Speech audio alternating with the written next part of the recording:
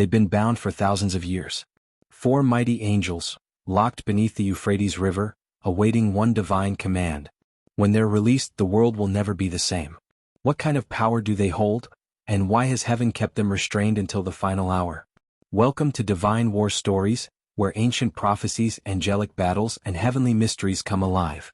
If you're fascinated by supernatural warfare, biblical secrets, and epic celestial conflicts, this is your battlefield. Subscribe and prepare for revelation. For centuries, scholars, mystics, and warriors of faith have debated the meaning behind the 4 angels bound at the Euphrates River. Mentioned in Revelation 9 verses 14 to 15, these beings aren't gentle messengers or comforting protectors, they're executioners of divine judgment. Their imprisonment hints at a terrifying potential, restrained only by the sovereign timing of God. But who are these 4? Are they fallen angels held back from unleashing chaos? Or are they heavenly enforcers, waiting for their cue in the grand finale of human history? The Euphrates River itself holds deep biblical significance. It was one of the 4 rivers that flowed from Eden and later became a border for empires, war zones, and spiritual tension. So why there? Why bind these angels beneath that river? It's as if the river isn't just geographical, it's prophetic. A boundary between eras, between what was and what is about to erupt. And when the river dries up, as Revelation 16 tells us, their release is no longer delayed. That moment signals more than just war. It's the trigger for one of the most cataclysmic events the earth has ever seen. But the command for release doesn't come from a demon, nor from Satan himself. It comes from the 6th trumpet blown by an angel of the Lord. That's right, this is divine authorization. God himself allows the chains to be broken. This isn't rebellion.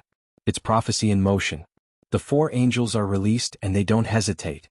They move with terrifying precision, executing their purpose. And their mission: to kill 1/3 of mankind. Not influence, not deceive, to destroy. Cold, calculated, final. Who would God entrust with such a devastating task? Angels that have been prepared for this very hour, day, month, and year. That level of precision isn't coincidental, it's cosmic design. Every second of their wait has been part of a divine schedule, a countdown that began long before human calendars. These aren't wild, rogue spirits. These are strategic weapons, bound by the will of God until the world reaches a tipping point. When released, they ride the currents of prophecy like a storm unleashed from heaven's armory. Some believe these 4 angels are connected to the principalities mentioned in Daniel, rulers of empires, spiritual commanders who influence the fates of nations. Could they be the ancient powers behind Babylon, Persia, Greece, and Rome? Or perhaps there's something even older, beings who watched as the Nephilim corrupted the earth, as giants roamed, and as man challenged God at Babel. If so, their return would be a callback to the darkest days before the flood, a judgment for a world once again teetering on the edge. The number of their army is staggering, 200 million mounted troops. Whether symbolic or literal, that number shakes the imagination. Picture it, the thunder of hooves, the fire from their mouths, the smoke, the sulfur. It's not just a battle, it's annihilation. And yet, despite the horror unleashed, mankind refuses to repent. That's the chilling twist. The judgment comes, but the hearts remain cold. The plagues rage, but pride blinds the people. As if the real war isn't just physical, it's spiritual defiance against heaven itself. But here's a question that haunts many. If these angels are under God's command, why such violent force? The answer may lie in divine justice.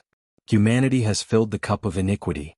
Every ignored warning, every act of cruelty, every rejection of mercy, it all builds toward this moment. The 4 angels don't act out of malice. They fulfill righteousness. In a broken world, where evil often goes unpunished, these angels are the final reckoning. Not random destruction but divine accounting. Could these 4 angels be part of a larger angelic hierarchy of judgment? Revelation later reveals 7 bowl angels, each releasing wrath upon the earth. Perhaps these 4 are the spearhead, the vanguard of the final campaign. Their mission is brutal, yes, but it's not the end. It's only a trumpet blast in a greater symphony of wrath. A chain reaction that escalates until the return of Christ. In that view, their violence isn't chaos, it's orchestration. Judgment with structure. Terror with purpose. There's another angle to consider. Could the Euphrates binding symbolize spiritual boundaries? Perhaps these angels are manifestations of ancient demonic systems. Greed, war, deception, pride, held back by divine restraint. And when the world collectively chooses darkness, when truth is traded for lies, when the Euphrates dries up, spiritually the gate opens. Not just in the physical world but in the unseen. The result? Invasion. Not by aliens or AI, but by ancient, supernatural agents who carry out what humanity has summoned through rebellion. There's also a chilling similarity between the description of these four angels and ancient Mesopotamian legends. In Assyrian and Babylonian mythology, fierce spiritual beings guarded river gates, ruled cities and controlled destiny. Could it be that the people of old caught glimpses of these same four angels in their dreams, visions, or even moments of divine terror? Perhaps the stories of monstrous beings rising from rivers and skies weren't just myths. They were distorted memories of encounters with these bound beings, now echoed in Revelation as reality waiting to unfold. And yet in all this one thing stands out: timing. These angels were prepared for a specific hour, day, month, and year. That level of preparation speaks of intense divine forethought. They aren't roaming free like the devil seeking whom to devour. They are chained until God says, now. That tells us something crucial: God is still in control, even of destruction. Even of death. Nothing happens outside His sovereign permission, and that's a truth both comforting and terrifying, depending on where you stand in relation to Him. Their release isn't a standalone event. It's the sixth trumpet, a sequence that follows other judgments. The earth is already in turmoil when they arrive. Famine, war, plagues, cosmic disturbances, all of it building pressure like a volcano about to erupt. Then comes the trumpet and the chains snap. The Euphrates gives way. And what rises from beneath is unlike anything the world has ever seen. This isn't just another bad year or world war. It's the kind of divine intervention that marks history forever. The imagery in Revelation is brutal and vivid. Fire, smoke, sulfur, horsemen with lion heads and serpent tails. Some try to interpret this as advanced military technology. Tanks, missiles, biological warfare. But whether literal or symbolic, the message is clear. This is judgment on a massive, unprecedented scale. Not selective, not polite, but raw and overwhelming.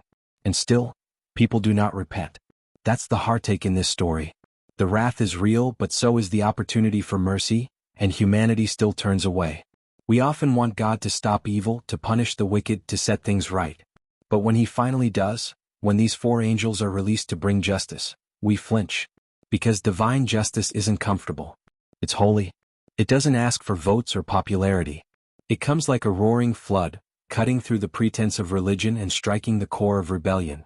These angels aren't villains. They're enforcers of heaven's verdict. And the sentence has been delayed long enough. Some scholars suggest the drying up of the Euphrates in Revelation 16 is symbolic of the removal of spiritual barriers, allowing enemy forces to move freely. When the river is dry, the kings of the east march forward. Could these four angels be the ones who clear the way? Are they both executioners and gatekeepers, their release triggering the final convergence of armies for Armageddon? If so, their role isn't just destruction, it's preparation. They're paving the road for the ultimate showdown between light and darkness.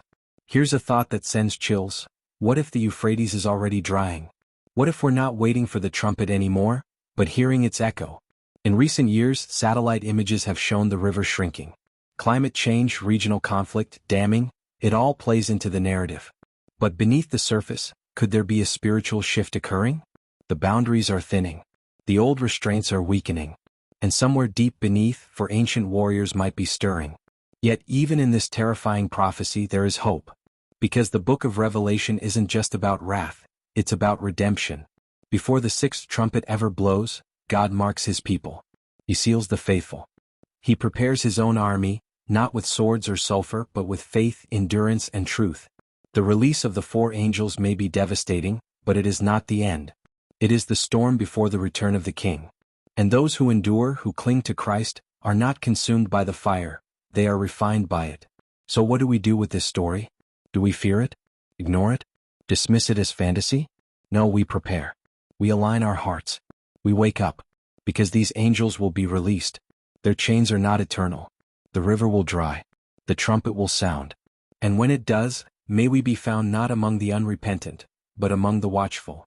Among those who didn't wait for terror to trust in truth. If this story stirred something in your spirit, don't keep it to yourself. There are more divine war stories unfolding, more battles in the heavens still to come. Subscribe to Divine War Stories and be ready for what's next. Because heaven is not silent, and the war is far from over.